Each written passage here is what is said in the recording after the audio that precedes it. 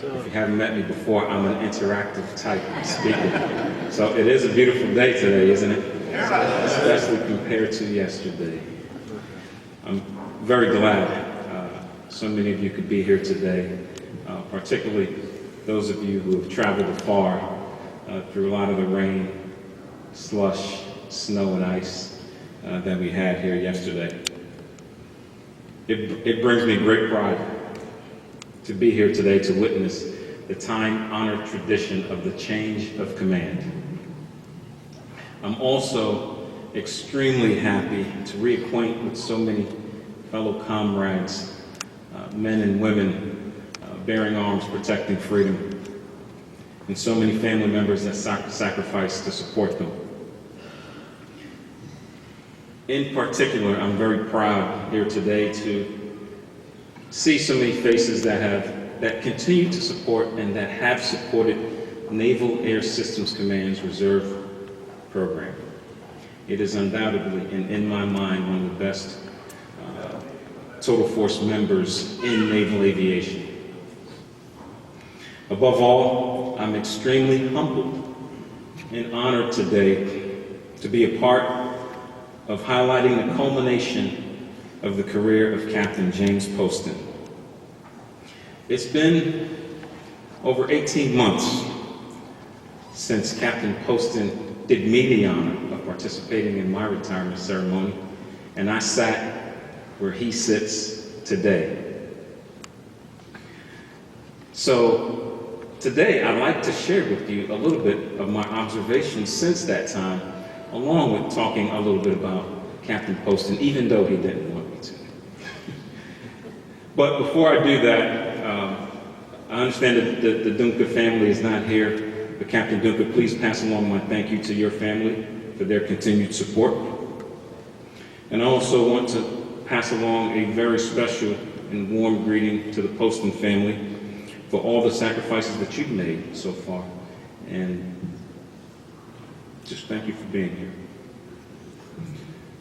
Now, I have to admit, when I sat in that seat just over 18 months ago, I had a smile on my face, like most times I try to do. However, I was weighed down with quite a bit of concern.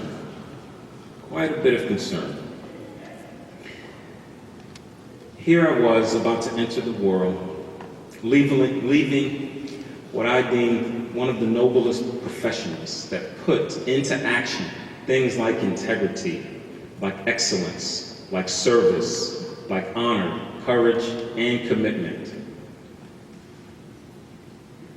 And it just brought about a great deal of concern because now I was taking off the cloak of the uniform and entering the world to who knows what, right? So as I left, I paid very close attention to what's going on outside of the military. Like I said, I'd like to share just a couple with you. The very first thing that I learned was I had to end this ravenous love affair of long-winded speeches at microphones in front of an audience, or without an audience sometimes. It just doesn't do well. So, before I go any further, I'd like to wish you luck with that, okay? Now, the next thing I observed was the critical need to balance situational awareness with sustainable actions. Kind of a principle I took out of a recent book that I read that talks about situational awareness. Situational awareness, a lot of us are taught pretty early on. Hey, pay attention to the things going on around you. Hey, be careful who you hang out with. All those type things contribute to situational awareness. And it's all centered around making sure you have a good grasp on the organization or the time and place that you live in at the moment. Pay attention. It's critical.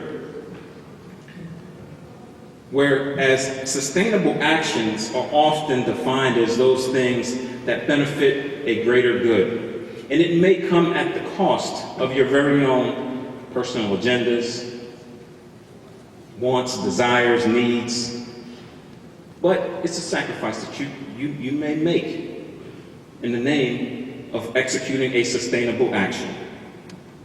Now, as I mentioned, leaving this noble profession, I noticed in today's world where the information available to the world and the world that consumes that information is at everybody's fingertips. And it kind of leaves a tendency to mix up this balance between situational awareness and sustainable actions. Because if you have information available to you, it kind of fits what you want to occur, but you dismissed something down the road. You could take what is called a situational action. Okay? Let me make sure I make this clear. Situational awareness is paying attention. Situational actions are more short-sighted, short-term decisions to fit what you think might be right at the moment, without considering any sustainable awareness. So that is desperately needed in today's world. That's just by my observation. So balancing that is very important. This is a skill that requires a personal investment and commitment because it affects more than just you. And oftentimes when you're making an assessment of a situation and you are considering a sustainable action, it requires you to kind of step out from behind your lens of experience or desires, and it sometimes can leave you vulnerable. However, it's okay. It is okay.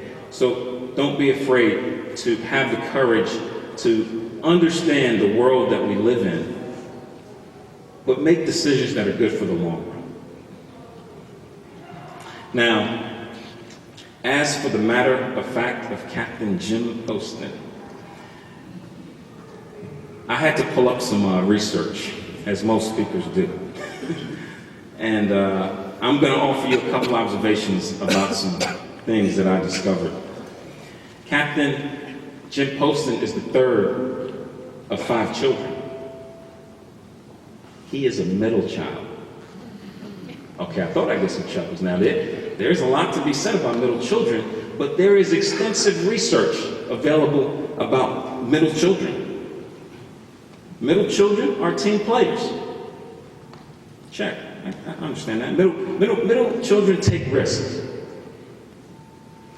Oftentimes, and strange enough, they're attracted to other middle children. And one interesting fact is they tend to join the reserve force. I don't know if any of that is true, because this research was conducted by a leading organization known as Cafe Moms. Now, I didn't realize there was tons of research taking place in the coffee shops across the country, but the institution of Mom is very important. So I'll leave it to you to confirm some of this research, whether Sharon is a middle child or not. I don't know if that's true or not. No? Well, see, that blows that out of the water already. However, I can confirm a little in greater detail the character of Captain Jim Poston. He is a team player. During the end of my career, which is highlighted in his bio, he took on the role of leading very, very tough organizations. Air 60, Air 411, and one more, Jim. What was the third one? 4-5. My goodness. So these were not administrative or trivial roles. Jim put himself in positions that demanded the best of him. And he certainly made those organizations better. just by his sacrifice and contribution, which includes time away from his family. And it's not like he didn't already sacrifice, he and Sharon and the kids didn't sacrifice enough time already. Prior to that, Jim took risks confirming the study of middle children. He took risks by putting his life in harm's way in Afghanistan, in Kazakhstan, in IUD, Iraq, and also deployed with the USS George Washington. And when you take a look at that, the sacrifices that the Poston family has made,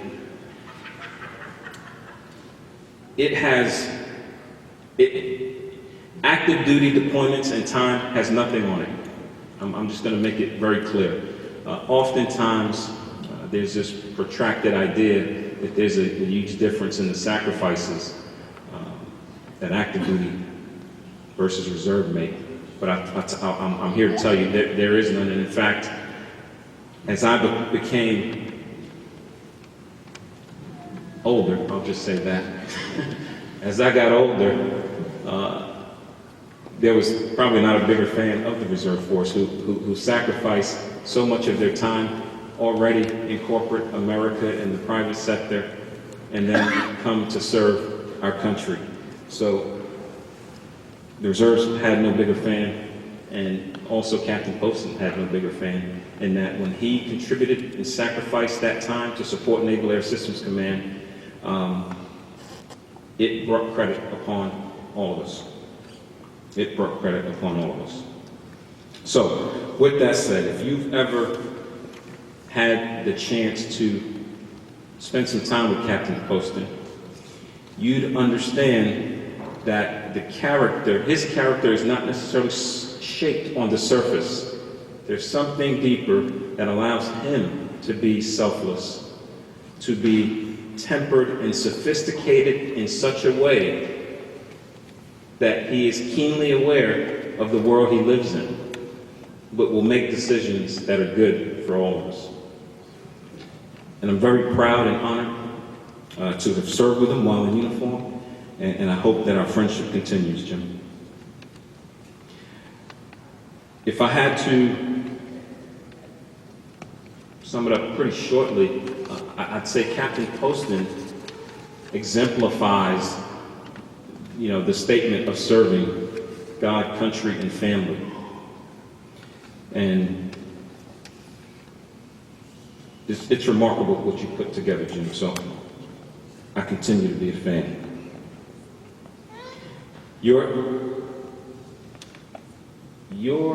persona, your actions, your decisions, Jim, is what's needed in this world to kind of reverse this trending tendency of needing answers now, needing my answer now. And your retired comrades await you in this world. Now, one more recent discovery that I did make was, for so many of you that wear our nation's cloth or have worn it in the past, like I do now, you really never take it off. You never really take it off. Our nation's cloth has a way of leaving an indelible mark on who we are that will guide your method and course for the remaining parts of your life and years here on earth. So, you've been indoctrinated in such a way that will benefit us all, Jim, so thank you. In closing, I'd like to thank you once again for this opportunity, and thank Sharon, Sister Margaret Mary, Jennifer, Michael, and the grandchildren for all of the sacrifices you've made over the years, and we thank God for you. God bless you. And thank you for being here.